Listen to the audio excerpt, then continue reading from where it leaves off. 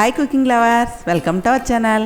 ఈరోజు వీడియోలో నోటికి ఎంతో రుచికరంగా కడుపుకి హాయినిచ్చే సొరకాయ మజ్జిగ పులుసు అయితే చేస్తున్నానండి.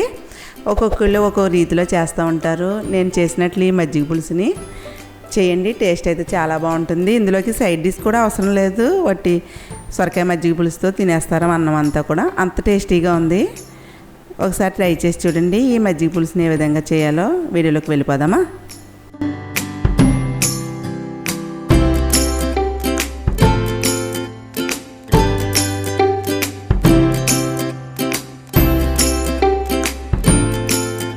సొరకాయ మజ్జిగ పులుసు చేయడానికి గార్డెన్లో సొరకాయ అండి, ఇది హాఫ్ వరకు తీసుకుని పై పీలు తీసేసి చిన్న ముక్కల కింద కట్ చేసి తీసుకున్నాను. పెరుగును కూడా హాఫ్ లీటర్ వరకు తీసుకుంటున్నాను.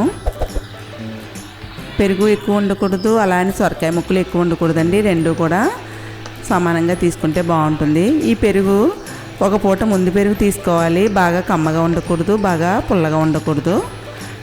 ఆ విధంగా ఉన్న పెరుగుని తీసుకుని సరిపడా సాల్ట్, పసుపు వేసి పక్కన పెట్టుకోండి. దీనికోసం నేను మిక్సీ జార్ తీసుకుని ఇందులోకి పచ్చి కొబ్బరి ముక్కలు, పండు మిర్చి ఒక 5 వరకు, 1 ఇంచు అల్లం వరకు వేస్తున్నాను. కొబ్బరి ముక్కలు కొంచెం ఎక్కువగానే వేస్తున్నానండి. కొద్దిగా కొత్తిమీర కూడా వేసుకుని కొంచెం కోర్స్గా మిక్సీ పట్టుకోవాలి.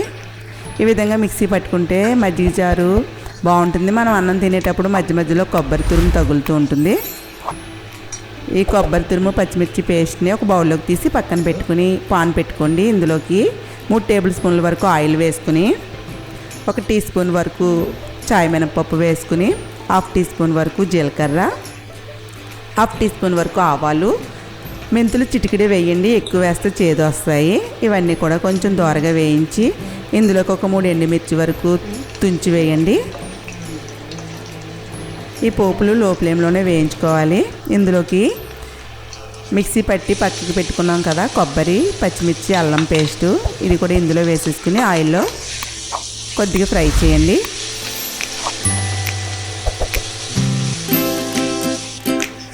ఇందులోకి 2 రెమ్మల వరకు కరివేపాకు కూడా వేసుకుని కరివేపాకును కూడా కొద్దిగా ఫ్రై చేయండి.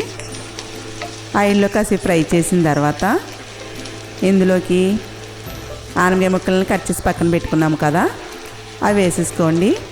నేనైతే ఇది లేత ఆనపకాయ కాబట్టి ముందైతే ఉడికించటం లేదు, ఇందులో వేసేస్తున్నాను.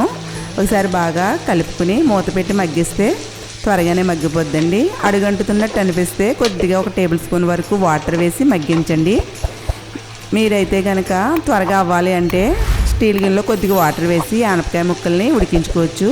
అదే కుక్కర్లో ఉడికిస్తే బాగా మెత్తగా అయిపోయి చప్పదనం వస్తుంది. మూత తీసి చూపిస్తున్నాను చూడండి. ఆనపకాయ ముక్కలు బాగా మెత్తగా మగ్గిపోయాయి. ఇందులోకి నేను పెరుగు పలంగానే చేసేస్తున్నానండి మజ్జిగ పులుసుని. అదే మీకు పెరుగు పలంగా ఇష్టం లేకపోతే కొంచెం చిక్కగా మజ్జిగలా చిలుక్కుని కూడా వేసుకోవచ్చు. ఈ పెరుగుని ఇందులో వేసిన తర్వాత నేనైతే వెంటనే స్టవ్ ఆఫ్ చేసేస్తున్నాను. ఒకసారి బాగా కలుపుకొని స్టవ్ ఆఫ్ చేసేసి సర్వింగ్ బౌల్లోకి తీసి సర్వ్ చేసుకోవడమేనండి. ఈ మజ్జిగ పులుసు అయితే టేస్ట్ చాలా బాగుంది. ఒకసారి మీరు ఇలా చేస్తే రెగ్యులర్గా ఇలాగే చేస్తూ ఉంటారు. ఇందులో కొబ్బరి తురుము యాడ్ చేసాం కదా, తినేటప్పుడు చాలా టేస్ట్గా ఉండి కమ్మగా ఉంది. దీంట్లోకి అయితే సైడ్ డిష్ కూడా అవసరం లేదు. ఒకసారి ఈ మజ్జిగ పులుసుని ట్రై చేసి చూడండి. ఈ వీడియో నచ్చితే లైక్ చేయండి, సబ్స్క్రైబ్ చేయండి, బెల్ ఐకాన్ని యాక్టివేట్ చేయండి. నెక్స్ట్ వీడియోలో కలుసుకుందాం. Happy cooking.